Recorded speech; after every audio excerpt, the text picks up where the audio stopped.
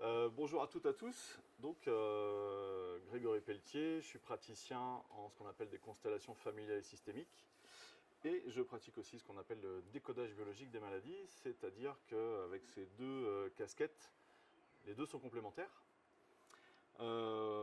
Pourquoi? Eh bien, tout simplement parce que, alors, soit vous ne connaissez ou ne connaissez pas les constellations familiales, en fait, c'est une technique qui permet de plonger, d'avoir une lecture de la personne dans son intégralité, que ce soit sur le plan physique, émotionnel, énergétique, euh, propre à la personne et de l'inconscient évidemment, propre à la personne, ou bien aussi on va chercher des fois des relations avec des loyautés envers les ancêtres, hein, parce qu'on est tous le fruit de nos ancêtres, et en fait on a tous quelque part des connexions, des liens avec un ou des ancêtres, et ce qui vient de nous influencer dans nos vies.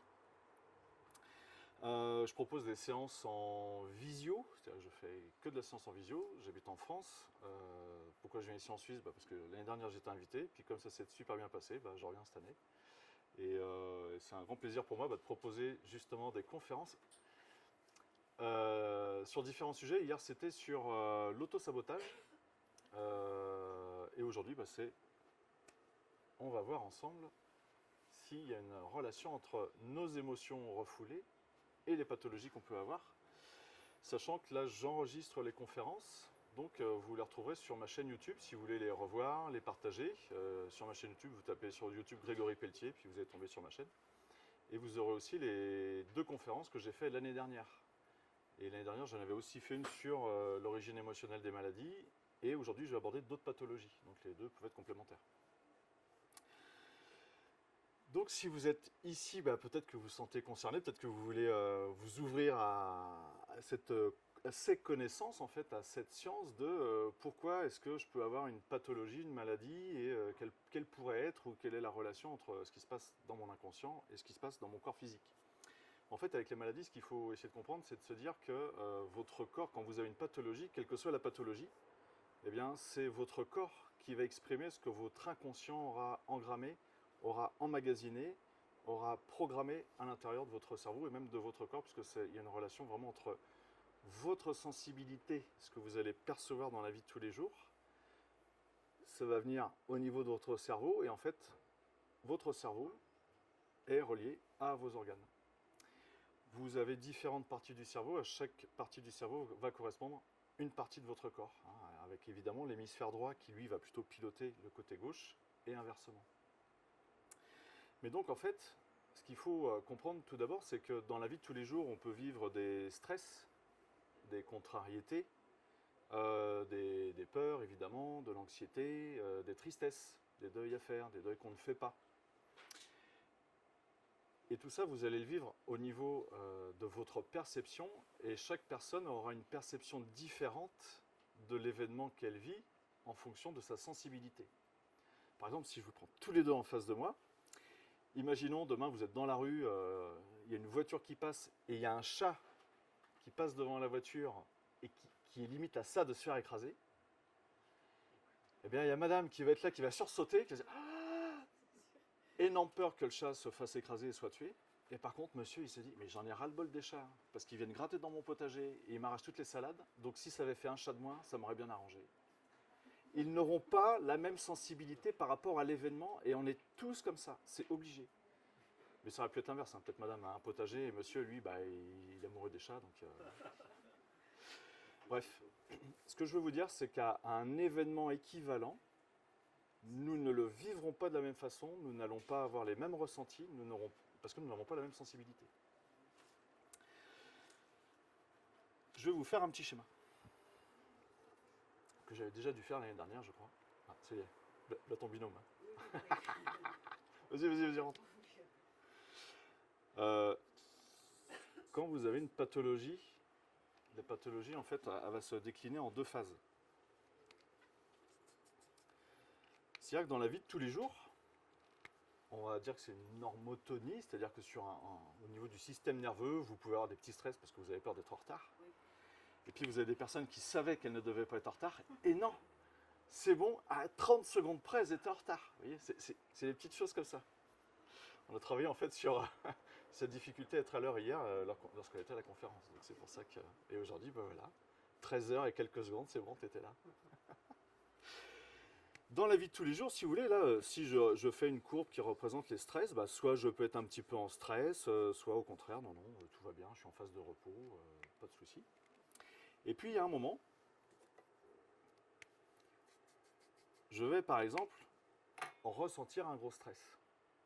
Ça peut être, je me sens dévalorisé dans mes gestes, dans mes mouvements, puisque je n'arrive pas à effectuer tel travail ou bien mon patron ne me valorise pas alors que j'accomplis tout à fait ma tâche. Et donc le stress à ce moment-là, bah, ça va être une sorte de dévalorisation, c'est-à-dire que je représente la courbe comme ça, c'est comme si le stress ici, sur cette courbe ici, eh bien il monte, voilà. Et puis ça peut durer une certaine période.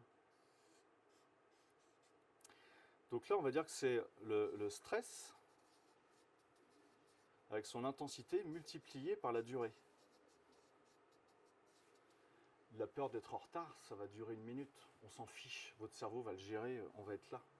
Par contre, quelqu'un qui, dans son métier, va se sentir dévalorisé pendant des années, là, c'est plus la même chose. La personne, admettons, se fait licencier, on va prendre un mécanicien. Il en avait marre de bosser dans ce garage, il faisait toujours les mêmes choses, c'était barbant, ça le saoulait. Et puis, en fait, il y a un moment, il démissionne, et au moment où il démissionne ici, eh bien, en fait, sa charge de stress va se casser la figure. Alors, je vais faire une courbe comme ça, pour revenir à la normale, puisqu'ici, il est rembauché chez un autre garagiste, et où, en fait, il fait des tâches qu'il adore. Il fait des trucs qui le passionnent. Eh bien, à ce moment-là, peut-être, c'est un exemple, mais peut-être que cette personne, va avoir un problème au niveau des canaux carpiens. Vous avez beaucoup de personnes qui sont dans des métiers manuels, qui vont avoir difficultés au niveau des canaux carpiens. Je ne sais pas s'il y en a parmi vous qui sont concernés. Mais donc, c'est des douleurs, ça vient bloquer. Et en fait, c'est parce que tout le temps où la personne était dans son stress, sa dévalorisation, au niveau des cartilages ici, c'est comme s'il y avait une lise, une dégradation des cartilages au niveau des poignets. Je suis dans le fer, je fais des choses, je répare des roues, je répare un moteur, je change des plaquettes, mais j'en ai marre de faire ça, ça ne me plaît pas. Moi, ce que je voudrais, il a trouvé un nouveau métier.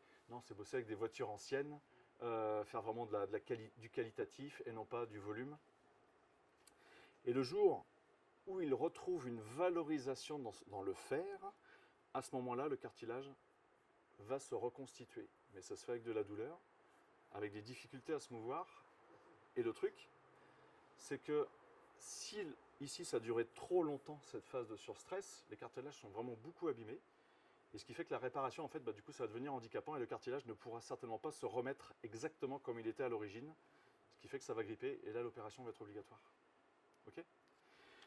Et très souvent, tout ce qui va être dévalorisation dans les gestes, dans les mouvements, ça va venir atteindre tout ce qui est osseux, tout ce qui est articulaire. Donc je sais que moi j'ai des personnes qui, alors on a changé un peu de génération, mais à une époque, vous avez des dactylos, vous aviez des secrétaires qui tapaient à la machine. Si jamais faisait une faute d'orthographe, faute d'orthographe, je retourne le rouleau, je mets un peu de pâte blanche, bref. Elle pouvait ressentir de la dévalorisation à chaque fois qu'elle faisait une faute d'orthographe, et le geste c'est de taper à la machine. Soit elles trouvent un ordinateur où là c'est hyper facile de corriger ses fautes, soit elles partent en retraite, donc elles ne vivent plus leur dévalorisation à chaque fois qu'elles tapent. Elles font de l'arthrite et de l'arthrose au niveau des doigts. Elles sortent de leur phase de dévalorisation qu'elles ont peut-être connue pendant 20 ans, 30 ans à bosser en tant que secrétaire. Elles sont en retraite, elles ne se dévalorisent plus dans leur gestes, donc ça va mieux au niveau de l'inconscient, je sors du stress, et là je passe à ce qu'on appelle une phase de réparation, donc je refais du cartilage, arthrite, arthrose. Et en fait, c'est dans ces deux exemples-là, c'est quand je sors du stress que la maladie arrive. Ah, ça y est, j'ai renversé au moins une bonne dizaine de cerveaux dans la salle. C'est pas quand la personne elle est en stress, dans ces exemples-là, qu'elle a sa pathologie, c'est quand elle en sort. On va voir d'autres exemples où vous avez certaines pathologies où c'est quand la personne, elle vit son stress, qu'en effet le corps exprime ce surstress qu'elle vit à l'instant T. Ok ? Alors, en effet, comme dit monsieur, des fois il vaut mieux rester toujours en stress. Et je suis tout à fait d'accord. Quelqu'un qui va faire un infarctus du myocarde, il aurait mieux fait de rester dans son stress de perte de territoire. Là, on est avec du territoire, par exemple. Bon, mais c'est quand même pas une incitation à rester mal.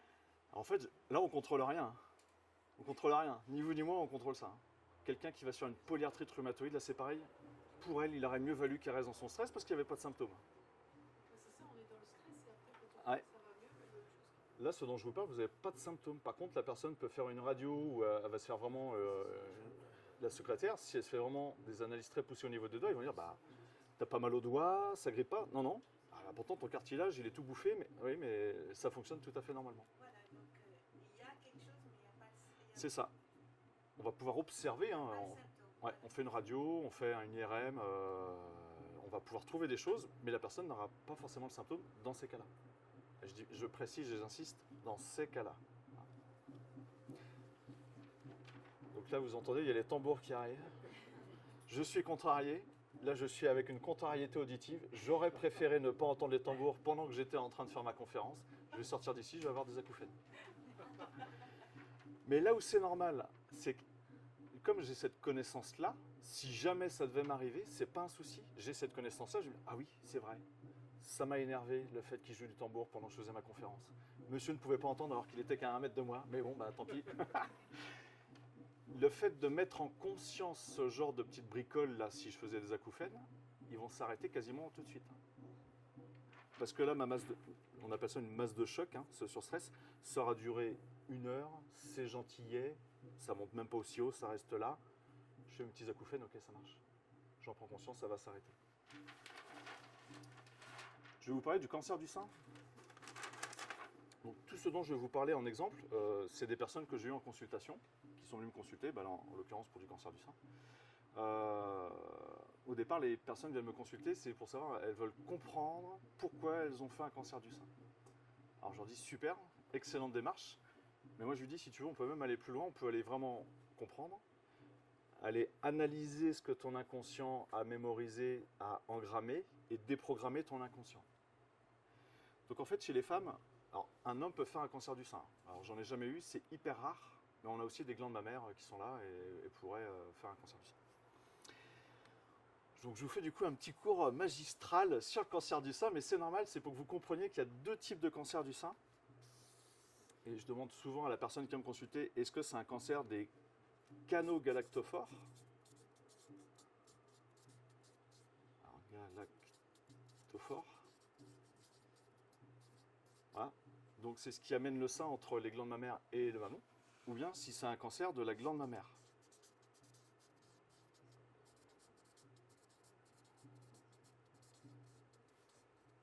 Ça n'a rien à voir. Quand une femme va déclencher un cancer des canaux galactophores, c'est qu'elle est sortie de son stress. Donc c'est comme tout à l'heure, des valorisations hein, par rapport au geste, au mouvement. Quand une personne va faire un cancer des glandes mammaires, et je vais parler de plus en plus fort parce qu'il joue de plus en plus fort, on appelle ça du sabotage. Je ne suis pas dans l'auto-sabotage, là c'est du sabotage tout court. Vous ne m'aurez pas. Glande mammaire, c'est que là la personne, elle vit son stress. Là elle est dedans. Là. Hein, on est vraiment dans cette phase-là. Là la personne, elle ici, elle vit son stress. Quand elle va quitter son stress, au niveau de la glande mammaire, la tumeur va se résorber, il va y avoir une calcification. Et des fois, vous avez des femmes qui peuvent faire une mammographie. On va leur dire, il y a un nodule, biopsie, calcification. On va dire, bah non, c'est une tumeur bénigne. Oui, mais c'est qu'en fait, à une époque, elle était là. Et si ça se trouve, à quelques mois après, on leur a décelé une tumeur maligne. Mais si on fait la radio ici, c'est une tumeur bénigne. Pas de traitement. Mais parce qu'elle est sortie de son stress. Vous voyez, ça change les choses.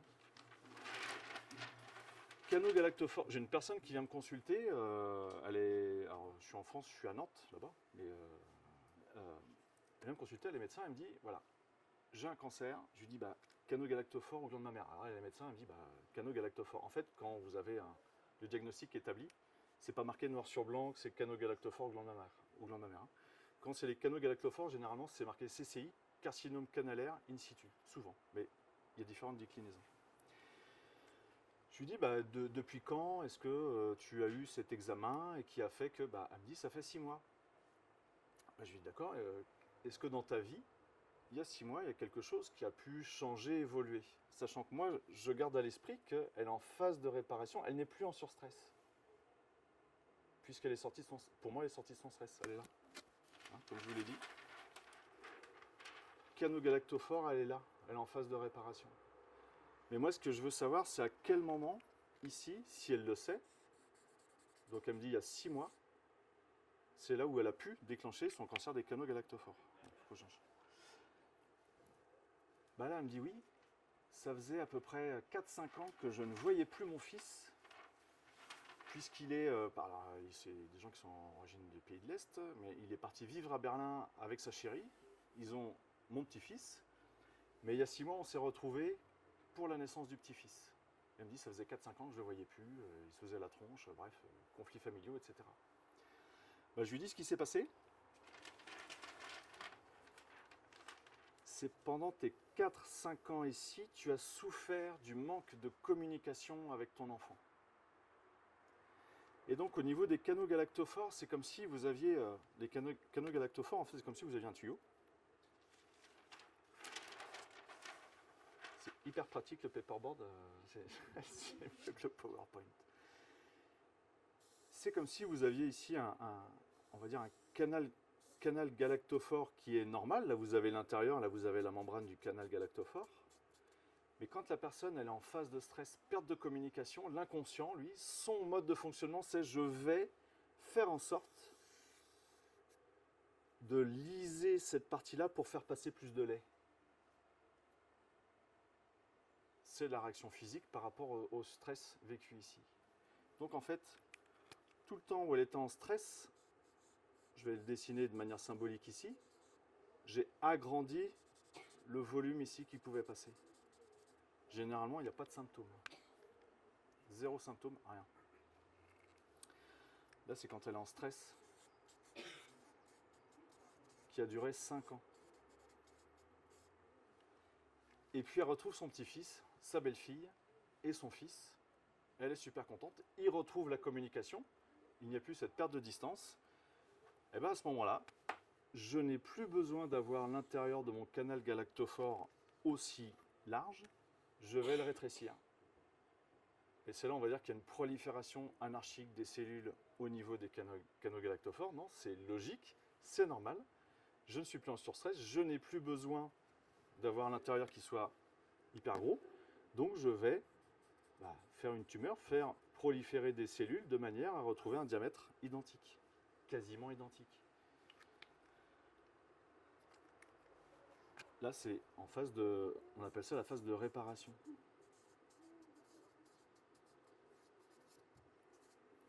Ça va marcher de la même façon avec les femmes ou les hommes qui font des cystites. C'est le même principe. Est-ce qu'il y en a des personnes parmi vous qui ont déjà fait des cystites? Si j'ai pas une main qui se lève, ouais. Ou une oreille qui se stresse. Imaginons c'est votre urètre. Urètre normal, voilà. Je fais pipi normalement. Par contre, les cystites, est-ce que vous savez comment les animaux font pour marquer leur territoire? Les urines, les ongles, ouais, l'odeur, les ongles, ouais. Et puis les selles. Des fois, vous avez des personnes qui sont constipées, c'est parce qu'elles ont un problème de conflit de territoire. Elles n'arrivent pas à s'implanter. Vous avez beaucoup de personnes qui peuvent voyager, elles vont se dire je suis parti une semaine au Maroc, je ne sais pas où, j'étais constipé une semaine. Bah oui, tu n'étais pas chez toi. Tu ne pouvais pas marquer ton territoire, inconsciemment toujours. Bon, après, je ne dis pas que si vous vous sentez bien dans un endroit, il faut faire partout, c'est pas ça que j'ai dit, mais... Donc une personne se sent envahie dans son territoire. Par exemple, les tambours qui sont venus tout à l'heure, j'aurais pu me sentir envahi dans... Alors c'est mon territoire auditif, voilà, la voix, mais imaginons demain vous travaillez, et puis vous êtes dans votre bureau et on vous impose un stagiaire. On dit tiens, pendant une semaine, tu as le stagiaire qui est là, on l'a pris, il n'y avait pas de place, on l'a mis dans ton bureau. Et le stagiaire vous envahit dans votre territoire, dans votre bureau. Il met ses dossiers, il met ses classeurs, il fait du bruit, il est au téléphone. Là, je peux vous dire que vous allez être forcément en conflit de territoire. Donc vous allez être en phase de stress. Vous allez être contrarié. Vous serez là pendant une semaine. Okay, généralement, les symptômes, c'est vessie hyperactive. Donc vous buvez et vous allez souvent juste pisser 3-4 gouttes, quoi. Comme le feraient les mammifères pour marquer leur territoire. Mais là, vous vivez votre conflit. Et bien à ce moment-là, mon urètre, même chose, il y a une lise, ça vient se dégrader à l'intérieur de mon canal urétral. pour laisser passer plus d'urine. Je vais avoir la même chose au niveau de la vessie. La paroi de la vessie à l'intérieur, elle va se dégrader pour pouvoir contenir plus d'urine pendant cette semaine-là. Le stagiaire s'en va, mais bon vent, paye ton coup si tu veux, mais ramasse-moi tout ton bazar. Le vendredi soir, le stagiaire s'en va. Si la personne elle est sortie de sa contrariété, elle passe un bon week-end dès le samedi matin, cystite. Ça marche de la même façon. Alors là, c'est pas un cancer évidemment, mais une personne qui va faire un cancer de la vessie, on va se poser la question de est-ce qu'elle n'a pas vécu une sensation d'envahissement de territoire qui aurait duré très très très longtemps en fait. Puis du coup, la réparation, c'est pas juste avec une phase inflammatoire, donc évidemment c'est hyper douloureux, non, ça peut être un cancer. Ça, c'est pour les canaux galactophores. Donc on a travaillé avec cette personne-là sur le fait que, eh bien, en constellation, je suis allé chercher justement toutes ces tristesses, ces peines du fait d'être séparé de son fils, de sa petite fille, de sa belle-fille, pardon, et de son petit-fils. Parce qu'en fait, on refait l'histoire. La personne qui est en face de moi, là, à l'instant T, c'est une personne adulte, évidemment, ou ça peut être un enfant, hein. Mais la personne qui est en face de moi, si vous voulez, elle ne se souvient plus forcément qu'elle a été contrariée pendant 5 ans. Par contre, je peux vous dire que son cerveau, lui, il n'a pas lâché ça. Il est vraiment encore comme s'il était encore connecté dessus. Et c'est ça qu'on va aller chercher, c'est dans l'inconscient de la personne, de manière à dédramatiser ce que son inconscient a pu engrammer pendant ces 5 années-là. On pourrait faire la même chose avec une personne où ça viendrait de son enfance. Il n'y a pas de notion de temps. C'est-à-dire que la personne, par exemple, si je te prends toi, la personne qui est là en face de moi va pouvoir me raconter sa vie, me raconter ce dont elle se souvient. Voilà, si elle se souvient des choses. Mais si je lui dis, bah oui, mais vers 5 ou 6 ans, est-ce qu'il t'est pas arrivé un truc? Bah, je suis pas sûr que là, parmi vous, il y a beaucoup de personnes qui s'en souviennent. Et ce qui est génial avec les constellations familiales, c'est qu'il n'y a pas de notion de temps. Moi, si je me cale sur une personne, par rapport à un événement donné qui a pu la choquer, qu'elle s'en souvienne ou pas, je vais ressentir son émotionnel. Je vais être dedans. Donc, je peux ressentir de la tristesse. Pardon? Même à distance, Ouais. par visio? Ouais, parce que là, j'ai pas besoin de le toucher pour savoir ce qu'il ressent dans son inconscient, tu vois. Je suis là, je me concentre et puis je me cale sur lui. Il n'y a pas de notion de distance, qu'on soit 1 mètre. Tu vois bien, si tu me dis, ouais, alors, oui, mais là, tu es près de lui. Okay. Là, je suis un peu moins loin, un peu moins près, tu vois. Et si je m'en vais à 50 mètres, ça sera la même chose que si je suis à 500 ou 5000 km, en fait. Là, on est dans des considérations qui ne sont plus physiques. Métaphysique, non, là, je ne vais pas rentrer dans les trucs comme ça. Hein. Mais si vous voulez, c'est comme de l'intuition. Enfin, c'est de l'intuition d'ailleurs. Mais, on est tous interconnectés, en fait. Puisque on va être ici. Non, pardon, je me suis trompé. On va être ici. Le gland de ma mère, c'est que la personne, elle vit son conflit. Et là, on va être dans des conflits de j'ai envie de sauver la personne qui est alors, pas qui est forcément en surstress, mais qui vraiment risque pour sa vie. Donc ça peut très bien être son enfant, son mari, un petit-neveu, son entreprise, son chien. Parce que des fois, pour des femmes, leur toutou, c'est comme si c'était leur enfant en fait. Donc le côté affectif, il est énorme. Imaginons le chien se faire renverser, décidément j'en veux avec les animaux sur la route, mais c'est pareil, celui-là il va vivre. Le chien se fait renverser, il a une patte de cassé, il va vraiment pas bien, on l'emmène chez le vétérinaire, il est en observation pendant 1 semaine. Là, ça va être un petit conflit, mais il y a de fortes probabilités pour que dans l'inconscient de la femme, elle ait une glande mammaire au niveau d'un de ses seins qui grossisse. On va dire qu'elle va faire une tumeur, mais c'est pour produire plus de lait afin de sauver l'être chéri qui risque de décéder. Mais imaginons, on prend une femme qui est chef d'entreprise et qui, voilà, là, je sais pas, la conjoncture est pas bonne, il y a la guerre à droite à gauche, ça tient un commerce, et puis moi je sais qu'en France, en fait, si vous voulez, il y a plein de villes qui perdent leur commerce. C'est une vraie hécatombe. Il y avait des quartiers avec plein de commerces, aujourd'hui il n'y a plus rien, tout le monde a déserté à cause d'Internet. On a des énormes grandes surfaces où vous avez des galeries marchandes, bref, tout le monde va faire ses courses là-bas, donc ils ne vont plus en centre-ville.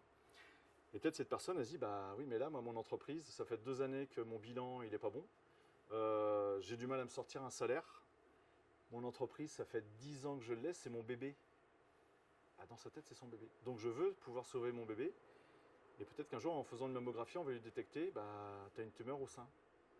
Ok. Et parce qu'elle est en plein conflit actif de peur de voir mourir son bébé. Donc là, il va vraiment falloir faire un gros travail sur elle, sur l'émotionnel, sur l'affectif par rapport à sa société. Et si ça se trouve, elle revend son entreprise. Elle part carrément sur autre chose. Soit elle part en retraite, soit elle monte un autre commerce. Bref, elle change de vie. Donc si elle sort de son surstress de peur de voir mourir l'autre, elle va passer en phase de guérison. Sa tumeur va se résorber, va se calcifier. Automatiquement. Donc c'est pour ça que c'est hyper important quand il y a des personnes, quelle que soit la pathologie, mais là je parle de pathologie plutôt lourde, de faire un travail émotionnel sur soi pour essayer de comprendre et d'agir sur l'émotionnel. De ne pas rester avec son surstress. Et des fois vous avez des gens qui sont en surstress, mais ils ne s'en rendent pas compte. Parce que pour eux, c'est comme si c'était un état normal. Pour eux, c'est comme si, je suis anxieux en ce moment, mais c'est normal. Non, non. Tu ressens l'anxiété, mais dis-toi bien qu'en fait, tu as des peurs derrière, des valorisations, peur de perdre, etc. etc. Là, il faut agir là-dessus. Il ne faut pas rester avec ça, en fait. Quand je dis il faut, ce n'est pas un beau terme.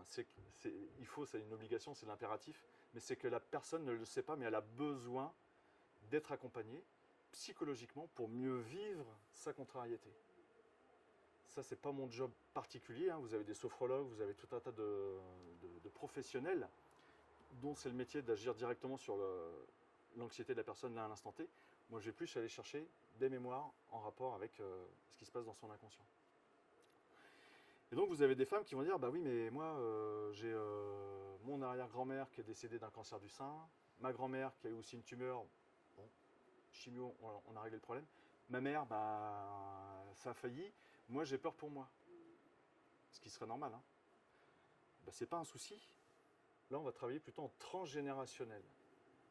Là, c'est toujours pareil, les constellations familiales, il n'y a pas de notion de temps. Autant je peux aller chercher l'information chez l'enfant intérieur, quand la personne elle était enfant, mais je peux aussi aller chercher l'information chez l'ancêtre. Quelle est la femme qui peut-être a eu peur à un moment que son enfant décède, que son mari décède, etc. Et là, on va retrouver des conflits en rapport avec la guerre, Seconde Guerre mondiale ou des choses comme ça, ou l'entre-deux-guerres. Ça, il y en a pas mal. Et ça serait normal. Et en fait, si vous voulez, pourquoi est-ce que la femme va avoir une glande mammaire qui va produire plus de lait? C'est pour nourrir la personne qui peut-être risque de mourir. C'est ce qu'on appelle un programme biologique de survie. C'est-à-dire que si j'ai des glandes mammaires ou une glande mammaire qui produit plus de lait, j'ai plus de chances de sauver la personne qui peut-être sera en souffrance. Donc je réponds au programme de l'ancêtre. C'est comme si on s'adaptait à l'environnement, mais le problème, c'est que ce n'est pas au vôtre là, à l'heure actuelle, c'est à celui de l'ancêtre. Alors que vous, vous ne vivez pas du tout ce stress. Et c'est ça, les transmissions transgénérationnelles. Vous, tout va bien dans votre vie, ou presque, on va dire. Je ne comprends pas, j'ai une pathologie, et ça ne répond pas. Moi, je ne vis pas le stress qui me décrit la Grégory Pelletier. Je vais dire, oui, mais c'est normal, ça ne t'appartient pas. C'est pas à toi. C'est à un ou des ancêtres.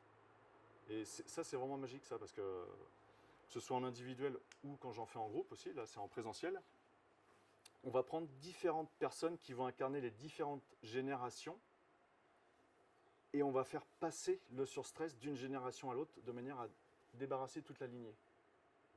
Voilà. Mais est-ce qu'on peut le programmer dans l'inconscient parce qu'on se dit ma grand-maman, ma grand-maman, et puis le cerveau il vient, Voilà. Ouais. Est-ce qu'on peut le programmer dans l'inconscient parce qu'on s'est dit ma mère, ma grand-mère, mon arrière-grand-mère. Ouais, tout à fait. Hein. C'est-à-dire que si tu te dis je vais me faire telle maladie, telle maladie, telle maladie, il y a un moment, tu te le répètes tellement ou tu en as tellement peur que c'est sûr que l'organisme il va dire si tu attends que ça, il n'y a pas de souci, je vais te le faire, tu vois. Enfin, le médecin va dire de faire attention, mais après tu peux faire tous les examens possibles, imaginables. Donc en conseil, on va vraiment se libérer des loyautés vis-à-vis des ancêtres. Hein. Là, je parle de pathologie, évidemment, mais ça peut être d'autres thématiques. Hier, je parlais plus par rapport à l'argent, par exemple, avec de l'autosabotage. Mais tout à fait, on peut soi-même se créer une maladie. Hein, alors, j'avais le père d'une cliente, elle m'a dit, mon père s'est toujours dit qu'il se ferait un cancer de la prostate. Ah ben, il s'est fait son cancer de la prostate. À la limite, la personne, si elle est convaincue que, c'est sûr que ça va lui arriver. C'est plus que de l'autosuggestion, quoi. C'est de l'autoprogrammation, en fait. Donc, glande mammaire. Donc, ce que je vous disais, ça peut arriver chez des personnes, moi j'en ai eu, qui ont vu leur activité professionnelle décliner et donc qui se sont dit, je vais perdre mon bébé. Ok, non, on va changer ça. Hein. On va vraiment changer sa perception. on va changer l'effet dramatique qu'elle a dans son cerveau de manière à apaiser son cerveau. Eh ben, écoute, oui, tu vas arrêter ton activité, ça va bien se passer, tu n'as pas à t'en vouloir, tu n'as pas à te culpabiliser d'être, entre guillemets, une mauvaise mère pour ta société. Toi, tu as fait ce que tu pouvais, c'est pas de ta faute si le marché a changé, si tous les magasins ont fermé dans ta ville, etc. Et ça se fait très très bien en fait. Et la personne, au bout d'un moment, elle va se dire, oh oui, bah, mon commerce il marche plus, j'arrête et je pars sur autre chose. Vous voyez, sans vraiment avoir, en ayant beaucoup moins de tristesse et en ayant beaucoup moins de regrets, ça lui permet vraiment de faire son deuil de son activité passée. C'est comme on dit, c'est un moment quand on dit on lâche prise. Ouais, on lâche prise. Et à ce moment-là, on a l'impression que tout s'arrange. C'est ça, tout s'arrange. Bah franchement, enfin c'est ça. Au moment qu'on arrive à la bon, voilà, on lâche plus, c'est Ouais. terminé. Dès que le mental est déconnecté, c'est bon. Et à ce moment-là, c'est dit. Ouais. Et les portes s'ouvrent, hein. Ça c'est clair. Hein. Ouais, complètement. Hein. C'est sûr, c'est ça, se lâcher prise, c'est pas évident. Non. On s'accroche, on s'accroche. C'est pas évident de lâcher prise parce qu'on est dans une société où on est surtout dans le mental. Oui, oui. On n'est pas déjà à s'écouter soi et en effet de se dire bah non, laisse faire les vies, de toute façon tu peux pas agir là-dessus et vraiment de vivre sa vie pour soi. Quoi. Ouais. Accepter puis que ça nous émeuve plus. Ouais. Voilà, et à ce moment-là, on peut se perdre, comme vous dites, le truc se développe après. Quoi. C'est ça, ouais, en phase de réparation. Eczéma. Il y en a parmi vous qui ont pu faire de l'eczéma ou qui en font?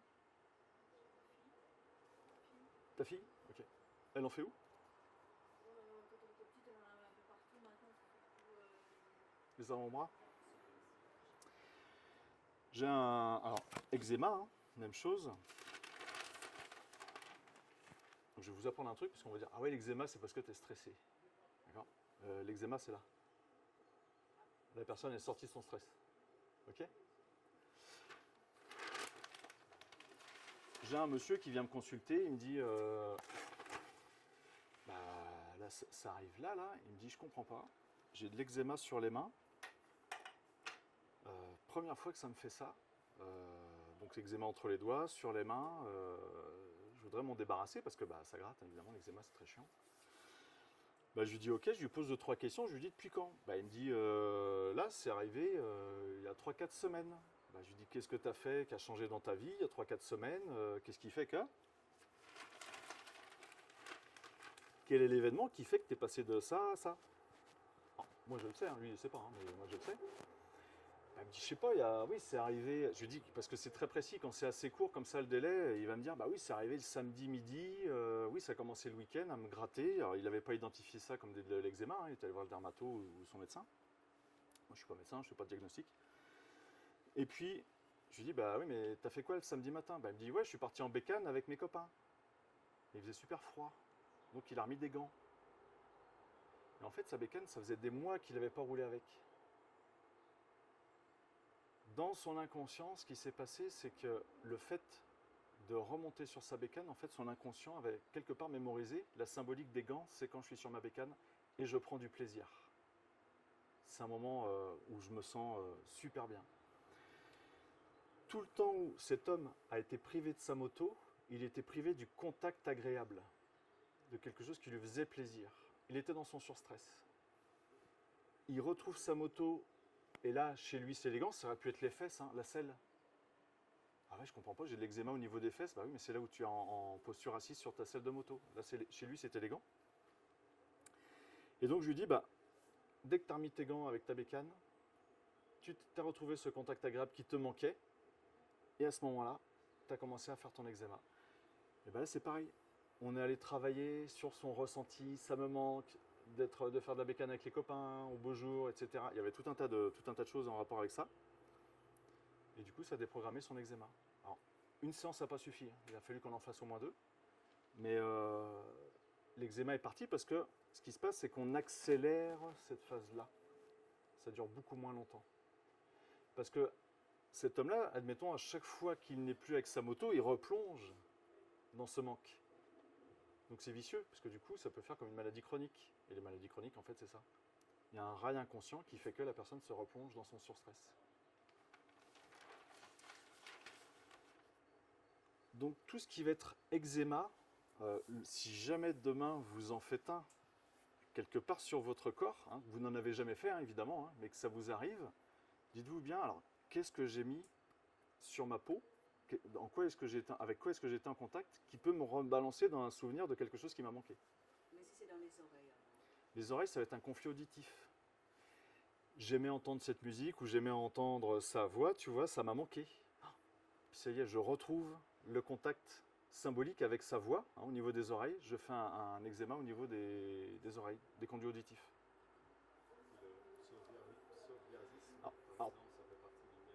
Alors, psoriasis, c'est une pathologie qui est un peu plus compliquée, c'est-à-dire que ça va être deux conflits émotionnels qui se chevauchent.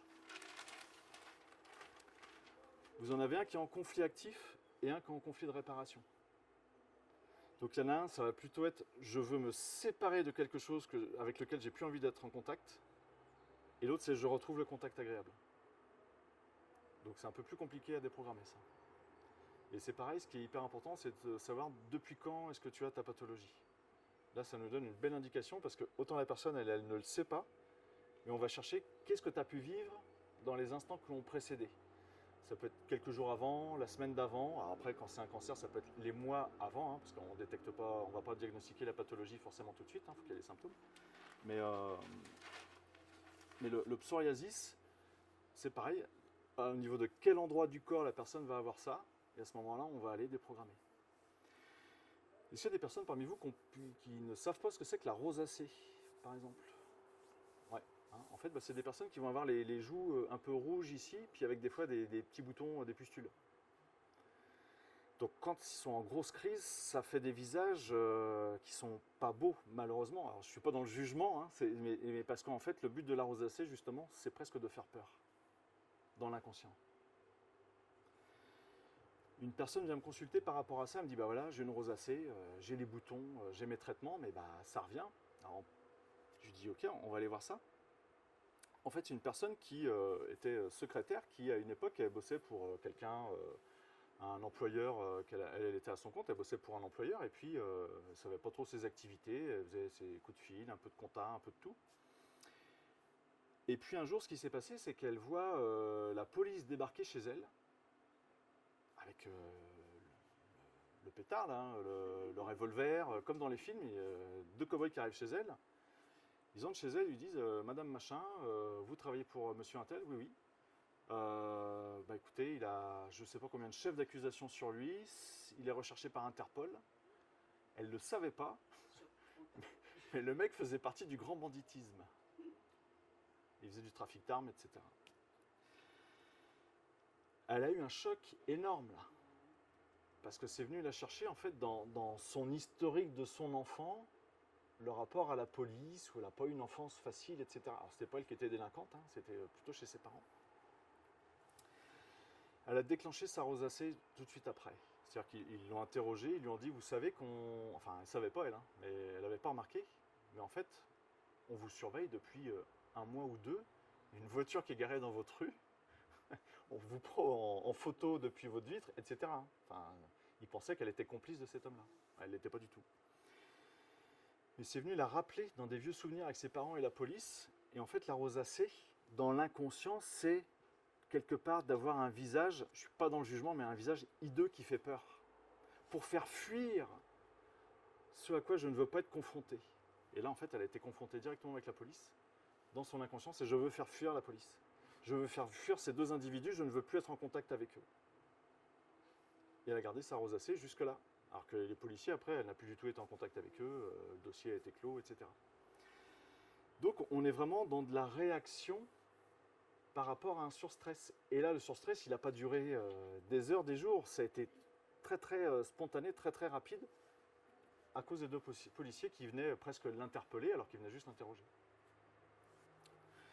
Et souvent, il y a une notion, dans la rosacée, il y a une notion de colère.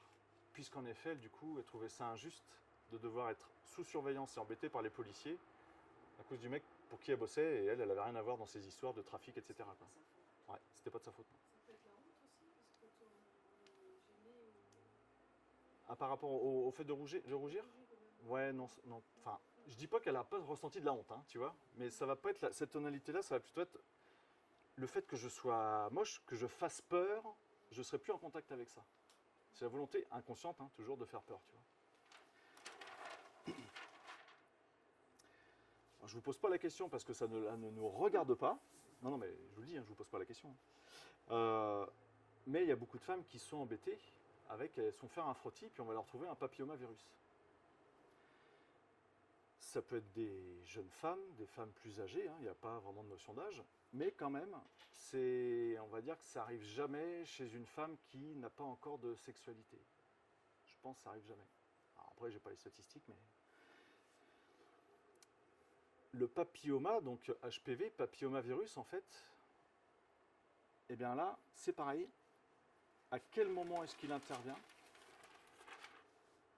Ça intervient ici. Alors je vous le dis, à chaque fois que vous avez un microbe, une mycose, un champignon, un virus, c'est que vous êtes là. Vous n'êtes plus en phase de stress. Vous avez de la grippe. À une époque, il y avait du Covid qui traînait. Je ne suis pas là. Je suis sorti. Le corps va se servir des microbes pour, je vais vous expliquer ce qu'il fait, sortir du conflit parce que ça réagit sur votre organisme, sur vos organes. Il faut savoir, par exemple, je vous parlais du cancer de la vessie tout à l'heure. Aujourd'hui, il y a une technique de soin qui consiste, j'ai un cancer de la vessie, je vais injecter du bacille de la tuberculose pour venir ronger la tumeur au niveau de la vessie. Je vais me servir d'un bacille pour liser, dégrader une tumeur. On se sert des microbes dans certaines thérapies. Papillomavirus, en fait, c'est les conflits chez des femmes, en fait, où il va y avoir une notion d'éloignement.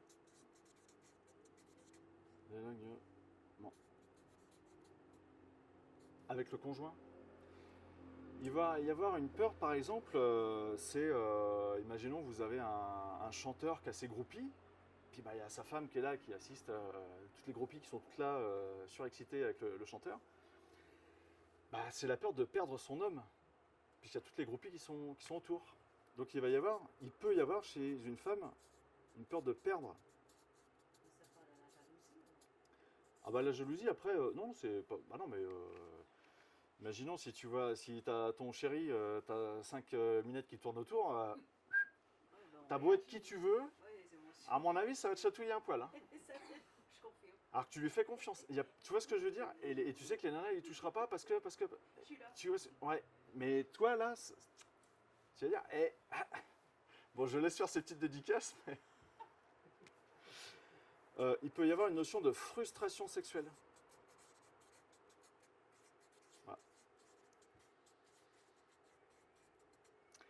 Voilà. Éloignement, peur de perdre l'autre, hein, frustration sexuelle. Alors, pourquoi est-ce que ça va agir comme ça? Je vais vous faire un magnifique dessin. Je suis reader quand même. Ouais. D'un col de l'utérus, mais ça, je suis pas dessinateur en fait. C'est juste une représentation. Là, on va dire que vous avez voilà. On va dire que ça, c'est le col de l'utérus, ici. Voilà. Là, c'est l'entrée, tout à fait normal, comme ça. Là, la personne n'a pas de stress, n'a pas de contrariété, il n'y a pas de souci avec son conjoint. Par contre, il y a un moment où, en effet, soit il va y avoir un éloignement, donc je voudrais réattirer, faire en sorte que mon mari reste près de moi. Ou bien ça peut être la peur de perdre, parce que voilà, il y a les groupies qui sont là. Et bien en fait, au lieu d'avoir, on va dire, de manière symbolique, des beaux ronds ici, l'entrée du col de l'utérus va plutôt prendre une forme d'entonnoir ici. C'est comme si quelque part il pouvait aspirer le bout du pénis de l'homme, le maintenir près de lui, le ventouser. Donc en fait, ça se passe tout le temps. Cette lise là, hein, du col de l'utérus qui se dégrade ici, ça se passe là. Pas de symptômes. Mais l'entrée du col de l'utérus de la personne se dégrade. Pas de symptômes. Ok ?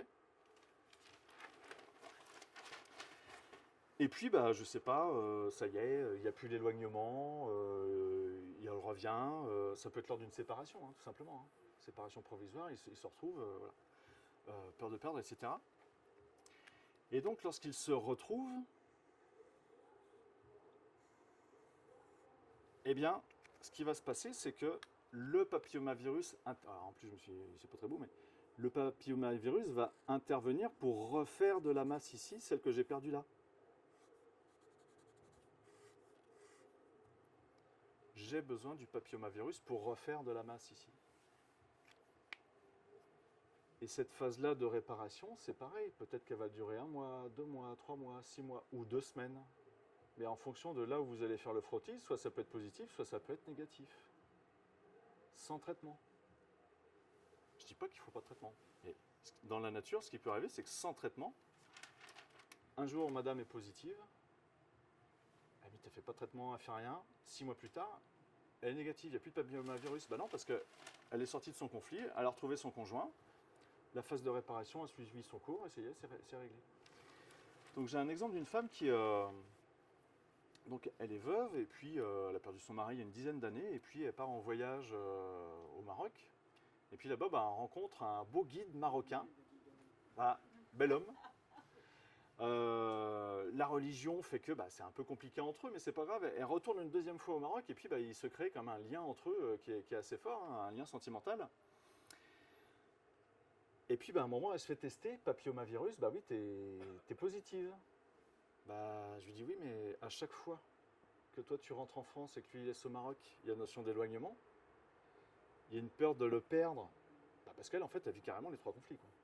J'ai une peur de le perdre, parce que comme vous êtes loin, voilà, la communication avec le Maroc, lui, il part faire des trails et des treks et tout ça au Maroc, donc c'est un peu compliqué. Et puis, elle sait qu'il y a d'autres femmes qui peuvent graviter autour, parce qu'il organise des sorties, etc.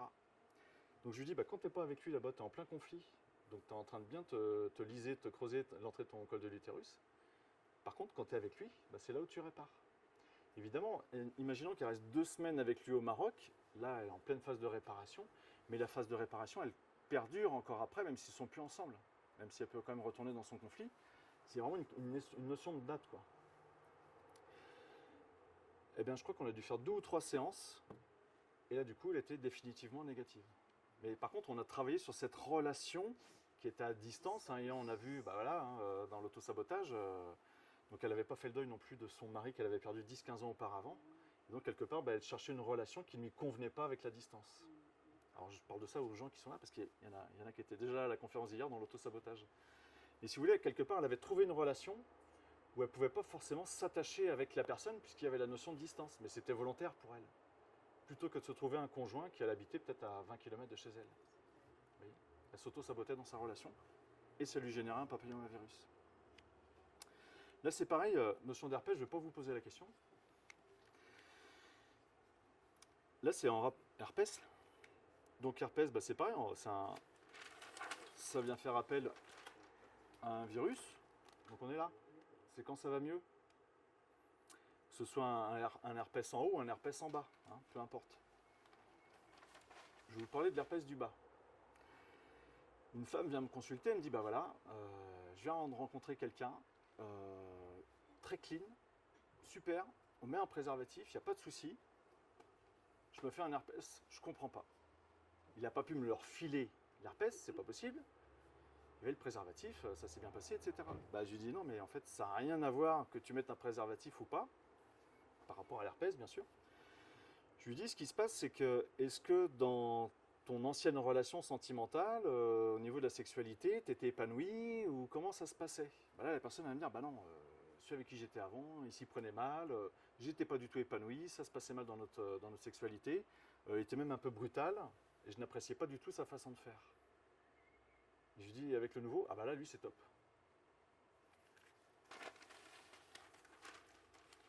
Avec son ancien partenaire dans sa sexualité, elle était là, elle était contrariée, ça ne lui convenait pas. Et là, en fait, la zone de contact où ça n'allait pas dans sa sexualité, elle vient réparer avec un herpès. Donc c'est pas qu'on lui aura refilé un herpès, c'est juste elle somatise après avoir eu cet homme-là qui ne lui convenait pas dans sa sexualité.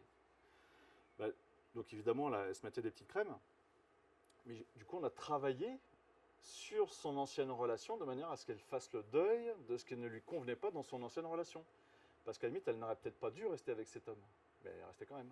Et parce qu'elle ne se sentait pas respectée, elle ne se respectait pas elle-même dans cette relation-là.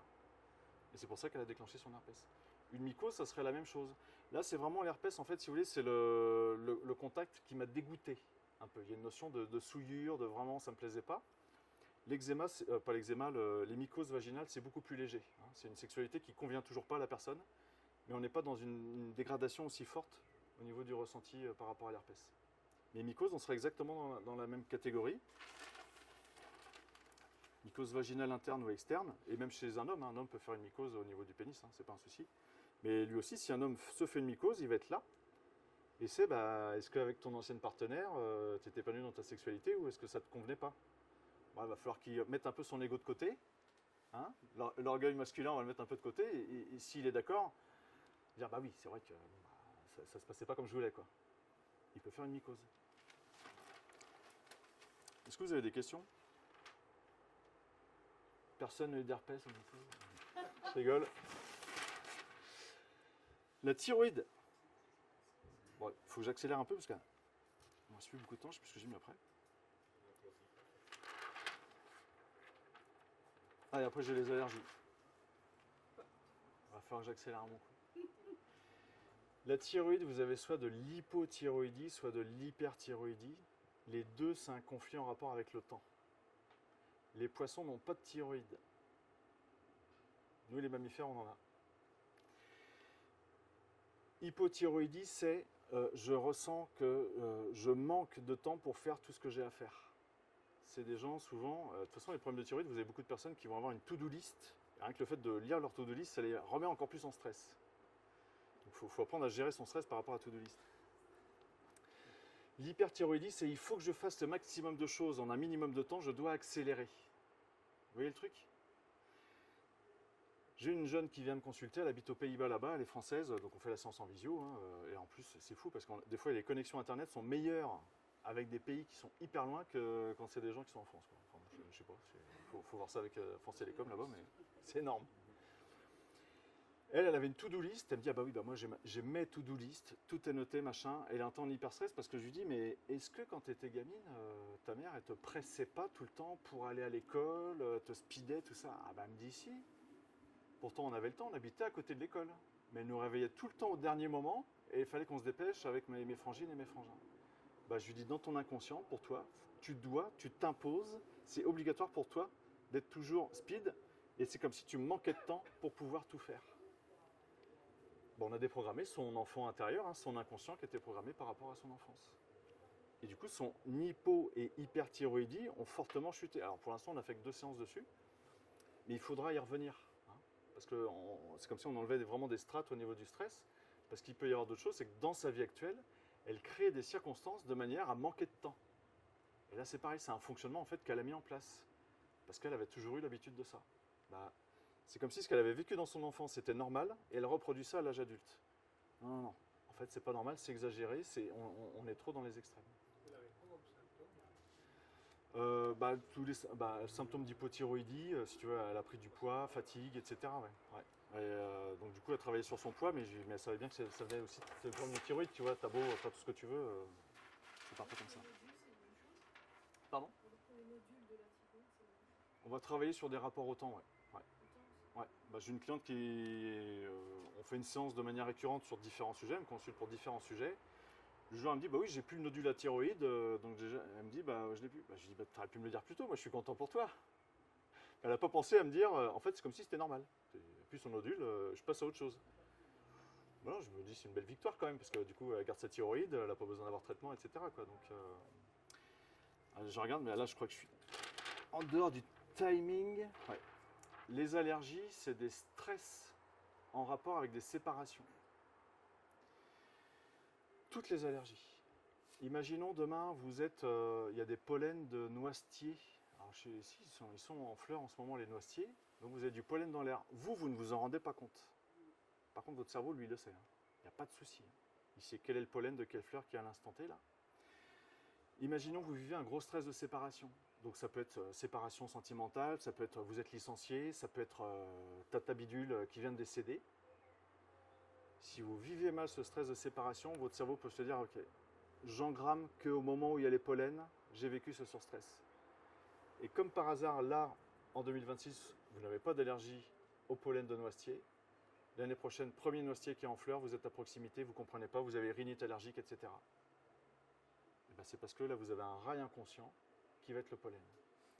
Toutes les personnes qui ont maladie cœliaque, allergie par rapport au gluten, là, c'est un stress de séparation en rapport avec l'argent.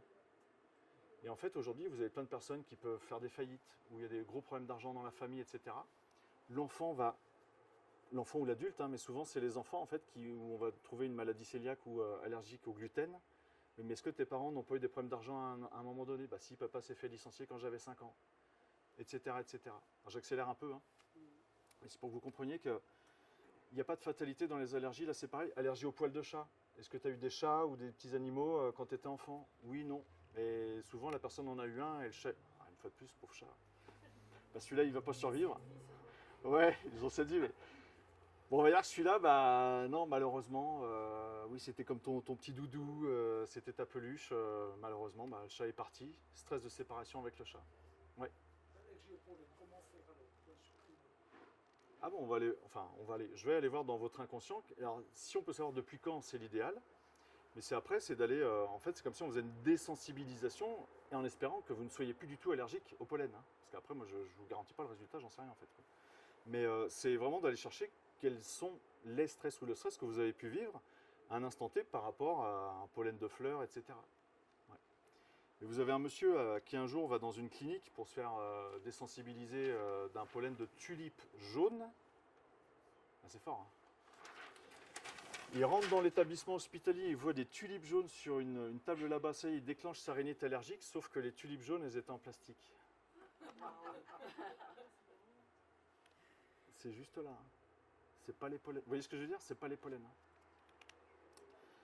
Polyarthrite, je finirai par ça, parce que bon, après, en fait, j'ai une formation sur le décodage biologique des maladies. Elle est en ligne et en présentiel, donc voilà, je vous le dis, s'il y en a que ça intéresse de se former là-dessus. C'est sur 6 jours, et après il y a 2 jours complémentaires sur plus les problèmes gynéco.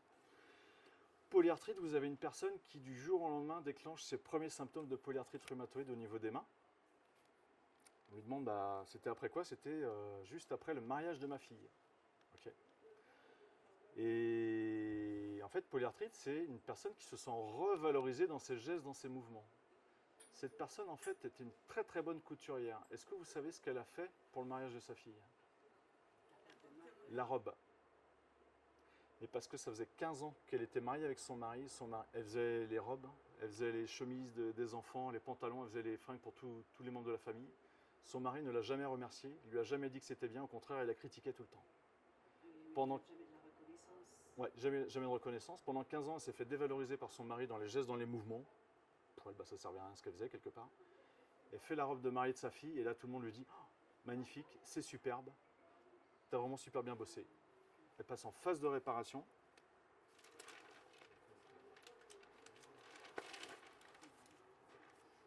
Là, elle avait vu 15 ans de dévalorisation. Elle fait la robe de sa fille, elle se revalorise, polyarthrite rhumatoïde. Après, il y avait des loyautés, elle avait toujours un état inflammatoire, c'était en loyauté avec des ancêtres, il y avait beaucoup de colère. En fait, elle avait les marqueurs de l'inflammation qui étaient là, mais elle, ça venait juste faire des douleurs, mais voilà, ça n'allait pas plus loin et c'était en rapport avec les ancêtres. Voilà ce que j'avais à vous dire pour aujourd'hui. Merci à vous.